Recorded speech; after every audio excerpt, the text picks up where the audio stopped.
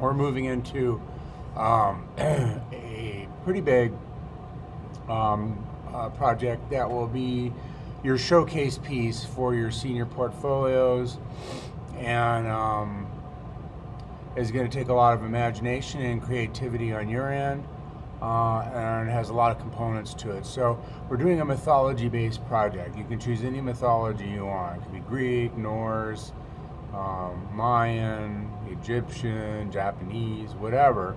And you're going to pick a single character or deity, so it could be god, demigod, hero,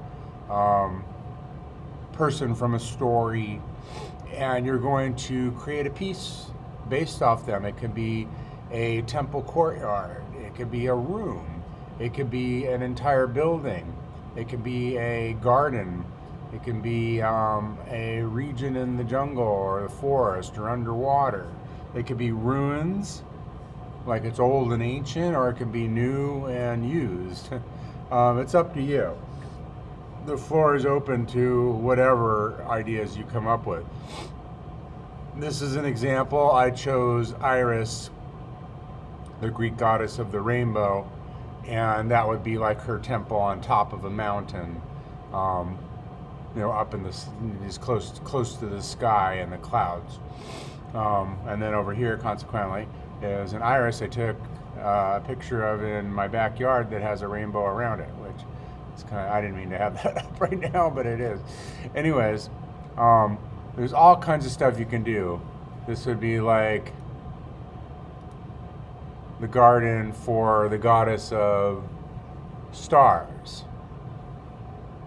This could be, there's just a cylinder placeholder here, but this could be like a castle in the sky for like, Zeus or something like that, or Olympus,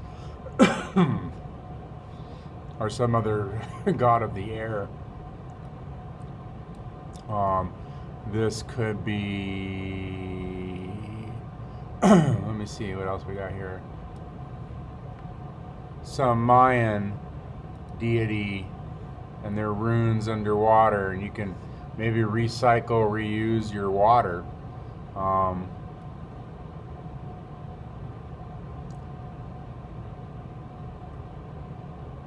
See what else have. This could be a Japanese deity.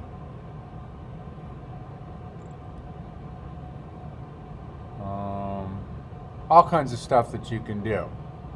What we're going to do at first is start learning how to make columns, because most stuff like Egyptian and Greek and even like some Mayan stuff, there's columns involved.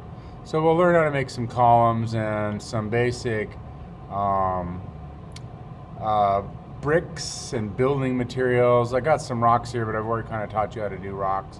There's several type of columns. Columns are easy to do. We'll call this particular one bricks and columns, this lesson. So let's just start. So to do a Greek column is a little bit tricky, to get that scallopy, and columns aren't like one big tall post. They're usually in sections of like 3 or 4 or more. And if you, like, I think I had a picture of Atlantis here, you can see the columns divided into their different parts. So they're not one big long one, they're different stuff. Before we get into this, we're gonna do ZBrush. We'll do the dino character, and we'll do an animal character, and we'll do the quadruped and the bipedal character using Z-spheres and stuff, and that'll give you the ability to kind of sculpt some of the necessary decorations and designs and stuff that you're going to need, because your design, whatever you're doing, has to be heavily themed towards the character you've chosen from which mythology.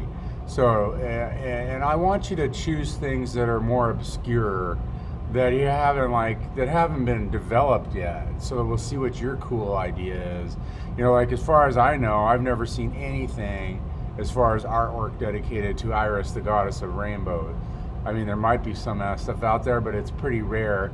Like the mainstream stuff like Zeus and Poseidon and you know, Odin and Thor. I mean, they've been done. Ares, God of War. They've been done to death. You know, like so, like there's so much creative artwork out there already on those guys and ladies of their mythologies. So I want you to choose something that's lesser known. Nyx, the goddess of night. How would you picture that? You know, that might be really cool. I had one kid try that. It didn't really pan out, but he chose kind of like this purpley black kind of glow to everything. It was really neat. I'll show you in class. But so we're just going to do a Greek column today, and then maybe just a regular column.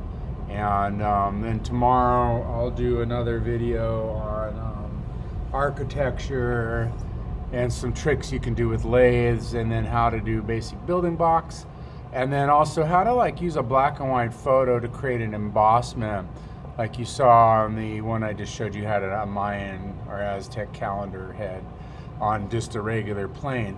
And then how can we do like that kind of cool stuff in ZBrush and stuff like that.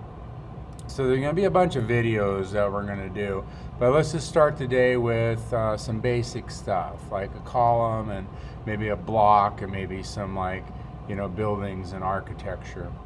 Okay. All right. So so I don't waste any more time. I want to create a Greek column, and I've never seen any easy way to do this, but in cinema, it's kind of like there's like a gouged out, like circular, like scallopy kind of section. It almost becomes like a rounded gear shape. So I'm going to use this to create that indentation, and then I'm going to convert it so it's a polygon capsule, and then I'm going to move its axes to the center of the column base here, and that way when we'll do this by hand, but you could possibly clone it or even use the duplicate feature if you wanted to like bother like wasting time with that. But I think duplicates under commands, where is it? Gosh, I forgot where it is. Tools, duplicate.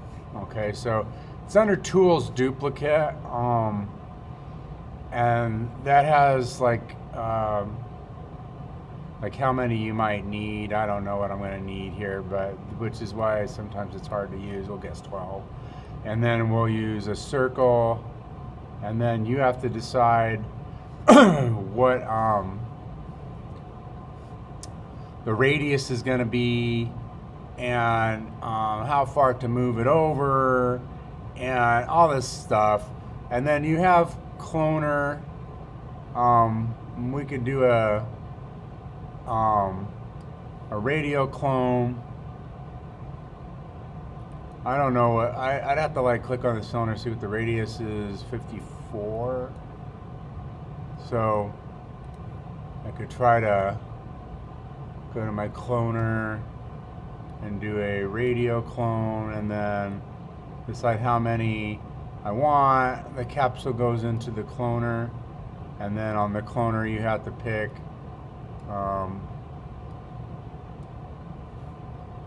your cloning plane, and then figure out what your radius is. I probably could have copied and pasted that by now. You know what I mean? So it's up to you. I mean, this one is more precise for sure than doing it by hand. I don't want to have them like two, so I need some space in between like that. And then I want to take the cloner and bring it up. We're going to make the base of the thing right now. And I need to convert that into a single shape, this whole cloner thing. So once you got it, don't like screw it up and be like, oh, I want to go back and do it again, because then you'll have to make a whole new one. And then like kind of look at it and make sure like, I don't know, I think mine are cutting in there too deep. So I'm going to go to my cloner and change my radius so they're not cutting in so deep. And then, of course, I spread them out when I did that, so I had to look at it. And you don't want them to go all the way to the bottom on the first one, and then you want them to go all the way through on the top or the middle, and then you want to go not quite to the top on the last one. You'll see what I'm talking about. We're going to make 3 of them. And so I need to convert this. So we have to take it and do mesh, conversion, current state to object, and then that'll turn it all into polygons. And then we'll take all of them. You can delete the original because you're done with it. And you can go to this one now and do a conversion, connect plus delete. So now, even though, let's get off the axis tool before we screw it up. Even though this is a bunch of separate pieces, it's considered one object, and then that's when I can do a buoy. So we'll put the pill shapes and then that, and then we have a column. Now, as I'm looking at it, I don't know if I made them big enough or not. They might not have been big enough, which is the reason why you shouldn't delete the original one before you do that. That way I could go to the capsule and scale it up a little bit. And then, excuse me, sorry I'm coughing, I just ate breakfast. And then like maybe spread it out a little bit. Let's delete this one now. And so this is a way to like kind of fix it if you're not happy with it. So it might be called to actually kind of keep the original one around. If you, all right, so we're gonna go current state to object, take the new one.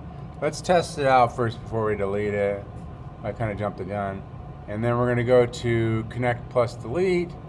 And then we'll turn off the original one and see, like, we'll make our bool and see if that works. And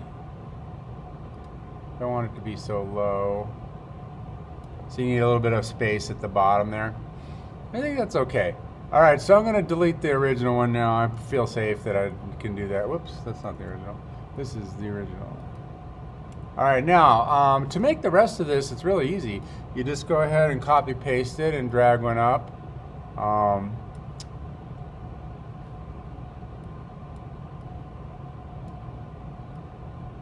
And then you can copy paste and drag that one up. Notice I left the cylinders as primitives. It's still cool to do that.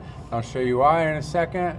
But now we need to change the middle part so that there is no bottom section, right? That needs to go all the way through. I left them kind of separate so you can see. So that goes all the way through now. And then the top one, I just go move the clone pill shapes so that they come down and leave that. All right, and then you have all your column pieces. Now, to make them look like officially column-like, I don't know if mine are too thick, or it might be a little too thick, but that's cool. You can just use that. You can sculpt something in ZBrush, or you could go to where is it? Cylinder. And make your top piece.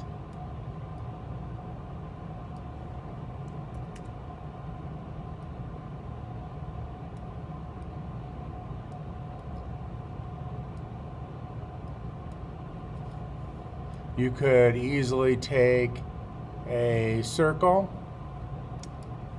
and extrude that circle. Let's change the size of the circle first of all. Let's get down there. And then on the extrude, go to give it some caps, like fillet caps, and then there is some interesting stuff in here, like a bevel like that, or concave. You got to give it some steps though, and radius right here. So the steps will be 5, and I'll make the radius, crap, clicked off, like 10 or something. And then you can kind of like see, and then I want to do that for both the top and the bottom. And then that gives me like a little kind of decorative edge. I don't know if 10's too much. Probably is. And then we have 2 steps. No, engraved probably wouldn't work, but we'll go to concave. So that'll be like a fancier edge than that piece of junk that I just made. And we'll take that and flip it on its side. Okay, and then just, stuff like that. You might even create a third one. And then for like the bottom, you might want to take both of those, copy paste them, and then on the H, flip them 180.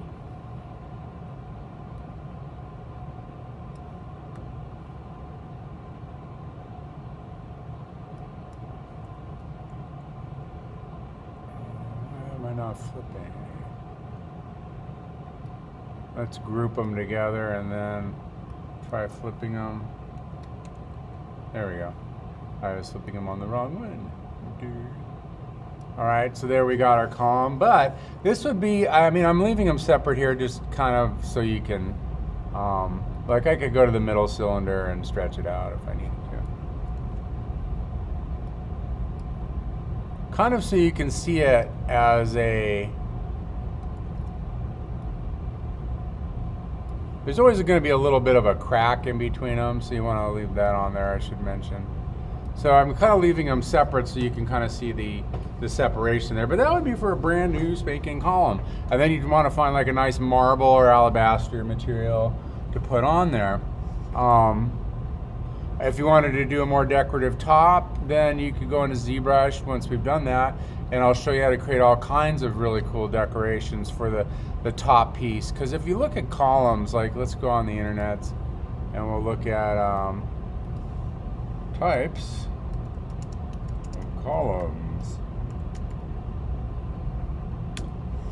And we'll go to images. I'm in Bing right now. I might not find good stuff because Bing can be kind of sucky. But look at this, right? So look at those decorative scrolly things.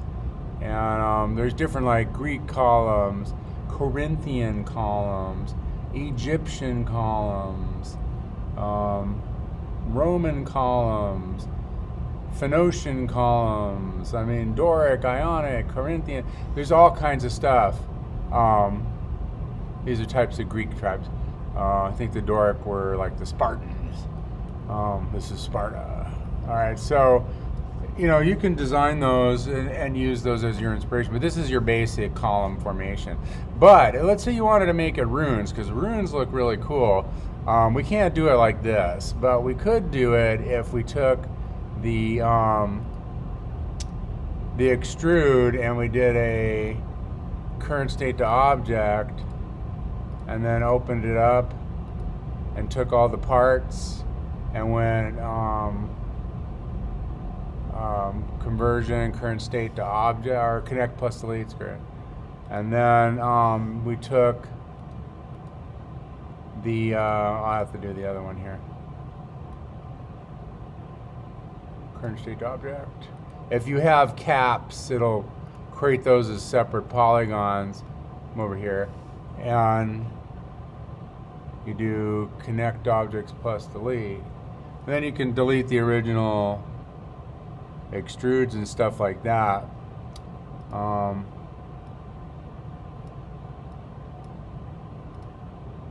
going to group these together. All right, now what do we do to mess this up to make it look old and feeble and crushed? And maybe you don't have a top piece. Maybe you go ahead to the landscape object and make that a spherical thing like I showed you when we did ocean junk. And then we'll shrink that down. Put it up there near the top. Maybe convert it and maybe stretch it out a little bit. Maybe rotate it a little bit. All right, and then we'll create a bool. Bool.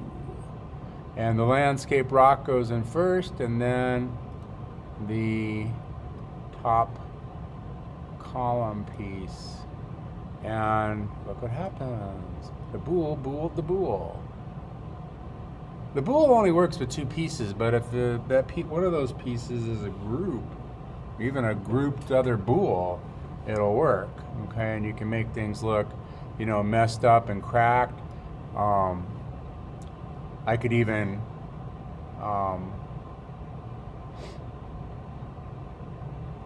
copy that whole bool and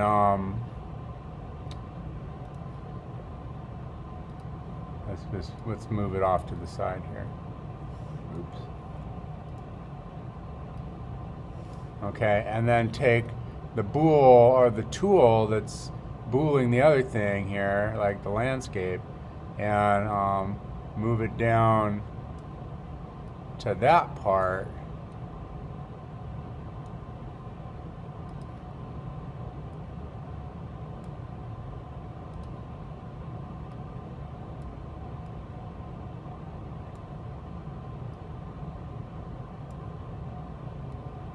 Trying to get my rock here. Right angle, there we go. All right, and then take that whole thing, let's move its axes back. And then I could convert the cylinder into a polygon. Oh, you know what, before I do that though, the cylinder doesn't have a hell of a lot of segments, so you're gonna wanna go to give it more segments, so that way you can mess it up later. But we'll take that whole new pieces part and like just rotate it onto its side.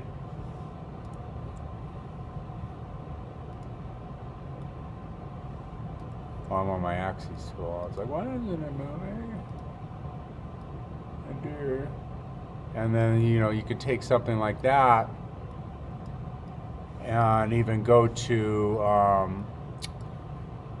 select the cylinder and go to instead of, you don't even have to sculpt it or anything, you could just go to your points tool and do a transform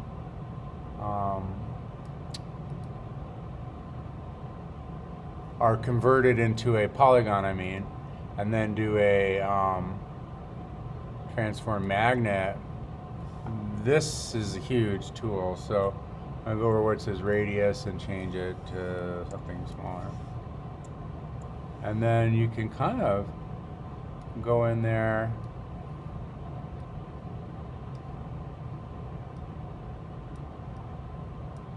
and mash. My tool might still be too big.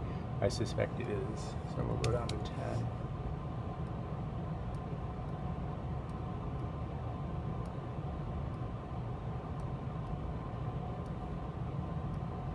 And kind of weather the ends up. You can even go to your points tool and just use your points tool, and you can kind of like, oh, those are coming unwelded. Sometimes points, they become unwelded, so what you would do is you would select all your points, and you'd have to go to, this is a little bit more I want to show, you'd have to go to weld, and weld will allow you to stitch the points back together. When we do the dyno, we'll be able to do that, but let's see if we can do it like a couple of points at a time here. No, it's coming unwelded, so I'd have to weld those points. So I'll do this on the bricks. I could always just probably do this. Go to sculpt and go to Let's see, maybe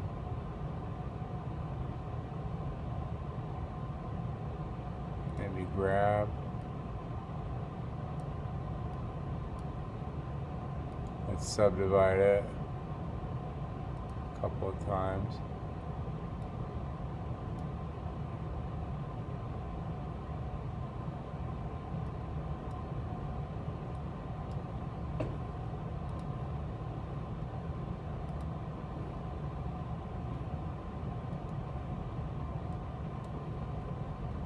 Doing it for some reason. Let's subdivide it again. I don't want to crash. Let's go back to standard. I think I was killing it on the memory. But, you know, just rough it up a little bit. I'll show you what I meant to do on a block. I have too many points on this now I should have fixed it before, but to keep things from flying apart, it's too much now. I wouldn't bother. I'd find an alternative method. I get rid of that sculpting tag. With the points is you have to select 2 points, go to mesh and go to create tools, weld, and then you can weld that together, and then now, you know, I can move it around and it won't split off. That happens. I didn't intend on it to happen here, and it would cost me more work than I wanted to do, so I'd probably find an alternative method. But my whole point of taking this would be like if you had you know, some sort of landscape you were building on.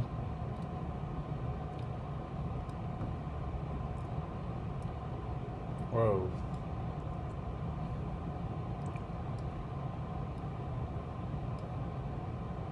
And you want it to like make it look like it's, you know, buried in the sand or the dirt. You know, like that's the piece that snapped off, fell onto the ground, you know, for like ruins, that kind of stuff. For building blocks, this is the last thing I'll do today, and then I'll show you some other stuff in another video. You start with a cube. You can build a whole pyramid if you want to do it this way, and we shouldn't have too much trouble with it like I was having with that cylinder.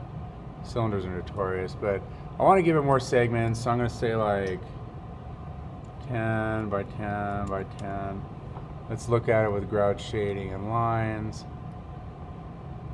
and maybe 12. Okay, and then we convert it into a polygon, and then we will do what I was doing before, which is transform tools magnet, and we gotta be on our points tool when we do that. And you just kind of like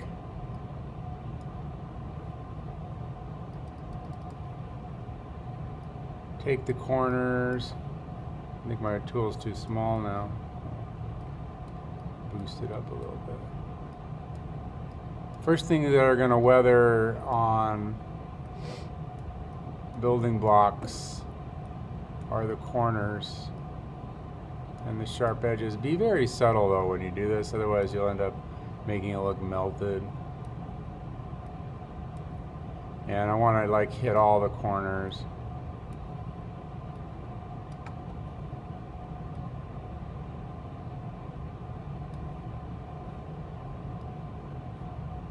And then once I got all the corners kind of subtly done, then I could go to a smaller tool and start doing the edges.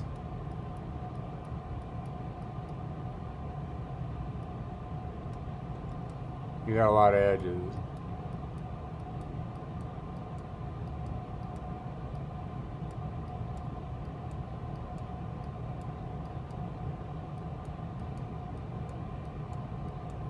You can always sculpt this too if you wanted to.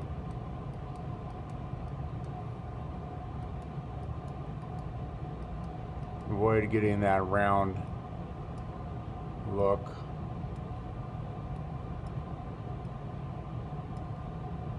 And you want to kind of make it a little bit crunchy here and there. And if you do it well enough, be careful not to drag it out past its original boundaries. You can drag sections towards each other to create crevices.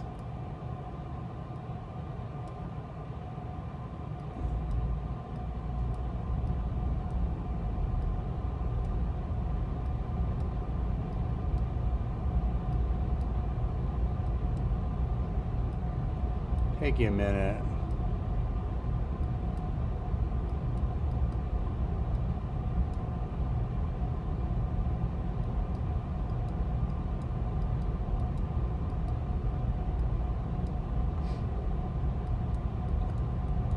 You want to do the long flat edges too. If you're going to make it weathered, you don't want any real crispy. You got to have some weathering on all your edges, basically, is what I'm trying to say. All right, and you can even do cracks. You could just, not a crack, but cracks. You can go ahead and take like several points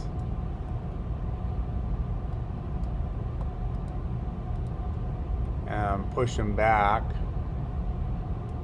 Don't cross over other points, so be careful. And then just kind of go zigzag it. I mean, don't do such extreme zags and zigs like I just did. That's not gonna look good.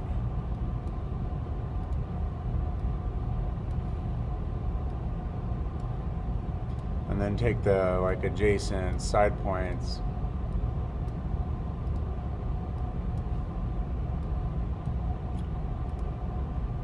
I don't have a rock texture, but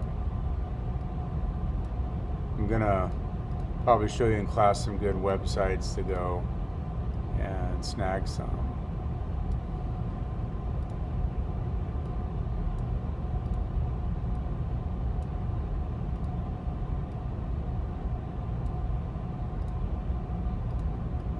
Get a couple points more.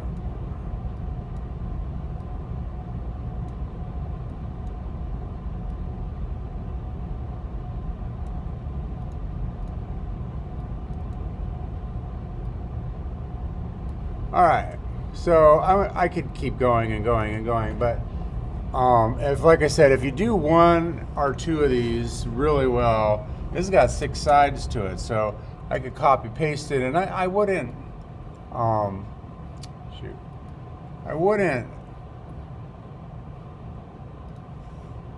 Let's go back to our modeling tool. I could copy paste this. I wouldn't take and just be like a dork and go dirt. I don't know. It's mystifying. There's always some kid that'll just do this, and it's like, what are the odds that every brick in your entire like castle would be the identical brick? Okay, that's not what I'm talking about. Okay, have some discernment. All right, so you can. Oops, looks like I have 3 copies. You can take a copy because you did.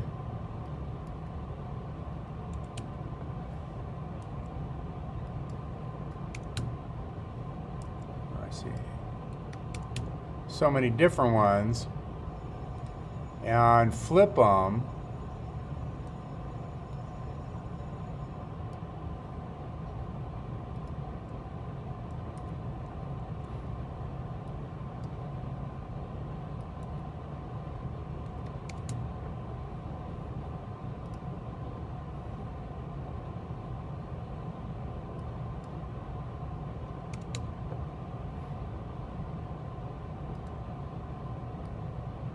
and squish them a little bit.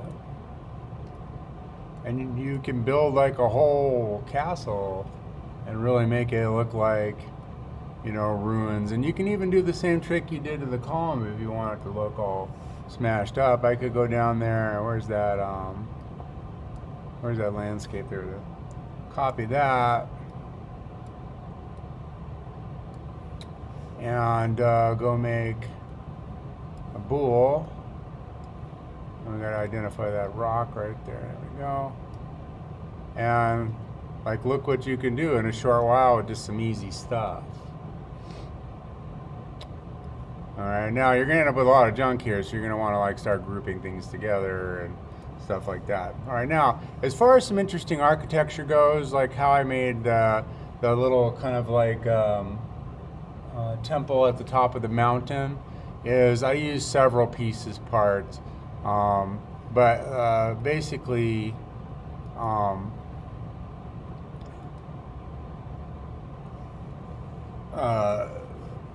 Let's see, we don't want to be on this one. Basically, doing lathes are going to be really helpful. So I could do a really decorative, let's really zoom in here.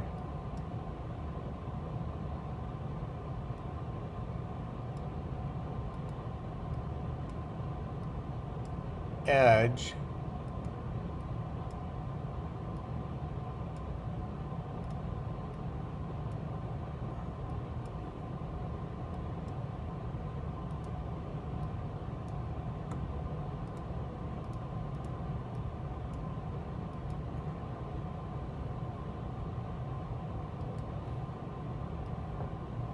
Like that.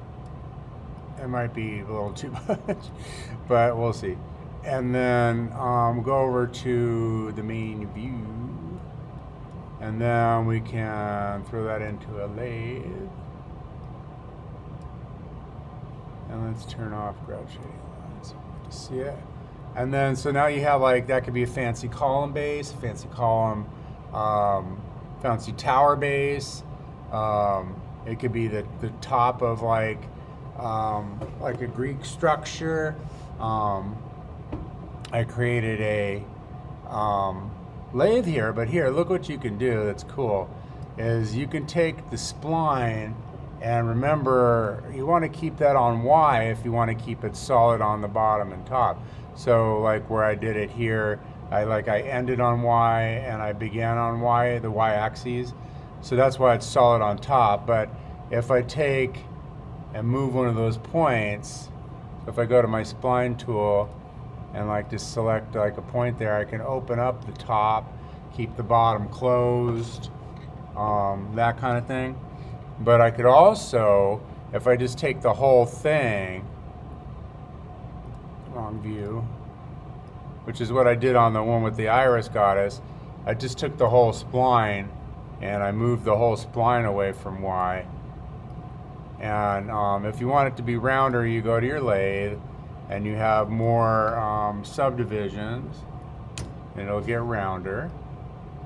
Okay, and that makes like an excellent like top to a like a structure. I could go make a structure. I said that really funny. So I could go and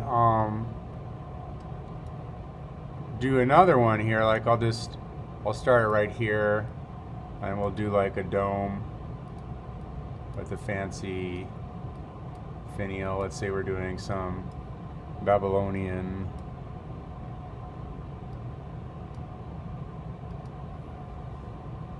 Phoenician thing, and we'll go to another lathe. Another lathe. I grabbed this sweep, and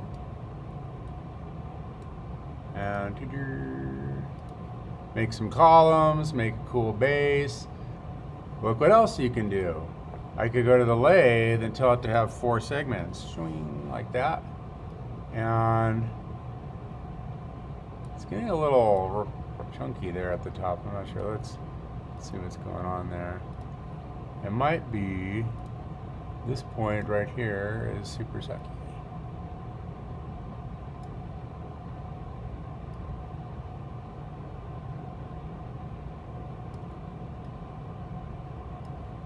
Let's see if that cracked it. I'm not sure why it's getting that little angular line on it. shouldn't be. Anyways, I'll fix that later. And go to the bottom one and tell it to have the lathe for subdivisions. And now I have like a whole different style of architecture. Okay. We can also use our cloner really carefully. So like I showed you this Japanese one. I used the cloner like for days on this one. You can see all the clones. So I built one and then went clone. Built another one, clone. You know, and then practically made the whole thing like super quick with just clones. Of course, it doesn't look old and messed up. It looks brand spanking new, so I'd have to do something about that. But anyways, those are some basic architectural things: columns, bricks, finials, tower tops, things like that. You gotta pick. You gotta figure out like who the deity is. Our character. It could be a hero. You know, like I don't know. Take Jason. Maybe it's a temple dedicated to Jason, who was like the leader of the Argonauts, you know, and they found the golden fleece, and then you make a golden fleece, you know, and put that in there, and like a ram's head on the golden fleece, and put it on like a neat pedestal or something, you know, so people need to know, like when they look at it and they say, like they kind of got to get a vibe for what it is. You know, if someone sees the golden fleece, they're going to know. Someone sees a rainbow, they're going to think, well, it has to do something with the sky or rainbows. Or, you know, if you did the goddess of flowers, you know, you can have like this really beautiful rose garden, you know, with like flowers everywhere. And there's a lot of pre-built plants already in here that I'll show you on another day. But that ends the lesson for now.